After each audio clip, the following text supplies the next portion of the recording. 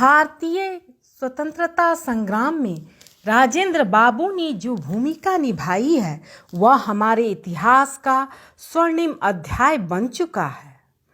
चंद्रगुप्त और अशोक के बिहार ने राजेंद्र को पैदा कर अपनी परंपरा की मुक्तामाला में एक और भी मोहक मणि जोड़ दी है।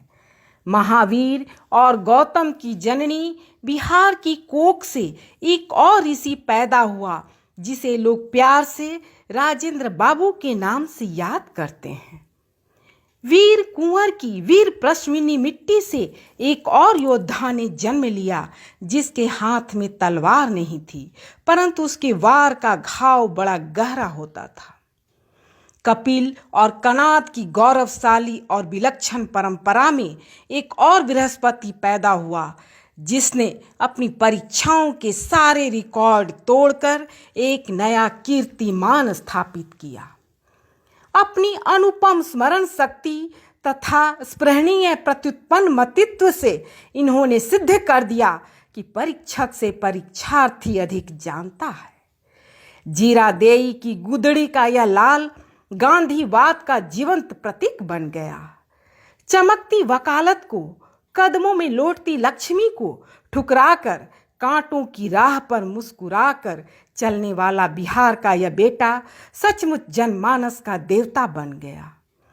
खुरदुरी खादी में लिपटी यह मसृण काया अपने त्याग, तपस्या और साधना के बल पर एक दिन हठात भारतीय जनतंत्र का सर्वोच्च पदाधिकारी बन गई।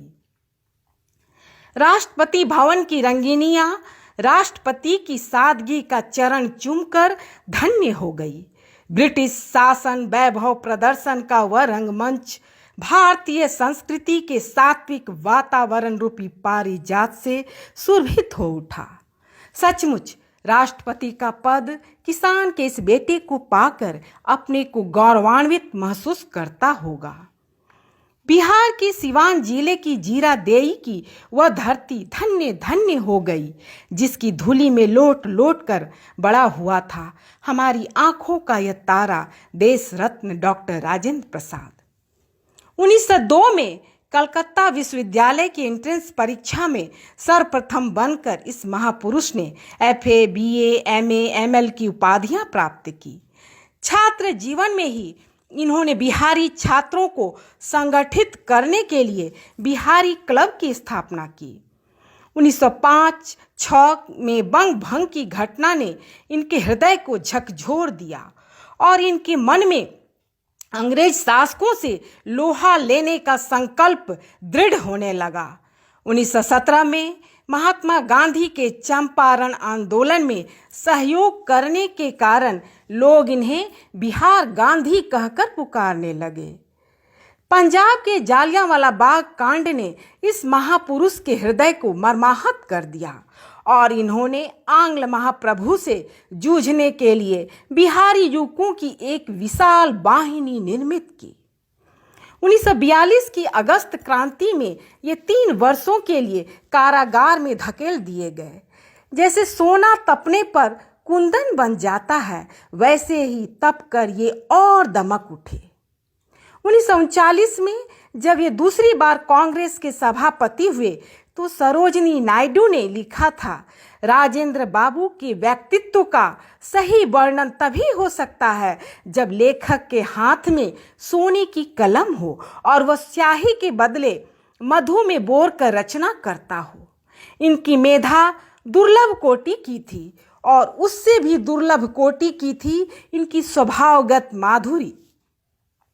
शील और सौजन्य तो इन्हें चारों ओर से ज्योति मंडल की तरह आवृत किए हुए थे। पद की गरिमा और महत्ता इनकी सादगी और सरलता पर कभी भी हावी नहीं हो सकी। इन्होंने जीवन पर्यंत भारत के सर्वांगीण विकास के लिए प्रयत्न किया। इनका सहयोग पाकर प्रधानमंत्री पंडित नेहरू सारे संसार में पंचशील का पांचजन्य फूंकते रहे। 78 वर्षों तक जननी जन्मभूमि की अनवरत सेवा करने के बाद इनका स्वास्थ्य बहुत गिरने लगा।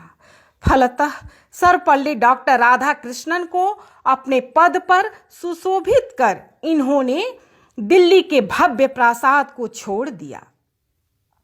सदाकत आश्रम की पुरानी कुटिया अब राजभवन बन गई, जहां से इन्होंने राजनीतिक जीवन और तूफानी कार्यक्रम का श्री गणेश किया था। परंतु सदाकत आश्रम भी इस मनीषी को नहीं रख सका। 28 फरवरी 1963 को पंछी के उड़ते ही हमारी प्रेरणा का स्रोत सूख गया। जिस पथ पर खड़े होकर लोगों ने कभी चंद्रगुप्त, अशोक, बुद्ध और महावीर को विदाई दी होगी, उसी पथ पर दौड़ दौड़ कर अश्रुओं का अर्घ्य दान कर लोगों ने अपने राष्ट्र देवता देश रत्न को अंतिम विदाई दी। बिहार की भूमि से राजेंद्र क्या गया, उसका प्राणेंद्र चला गया। भारतीय आत्मा ने ठीक ही कहा है, तू ऐसा जिए कि सत सत तेरा हिंद हेतु पाथेय बना, तू ऐसा मरे कि यश कलाप तेरा गीता सा गेय बना।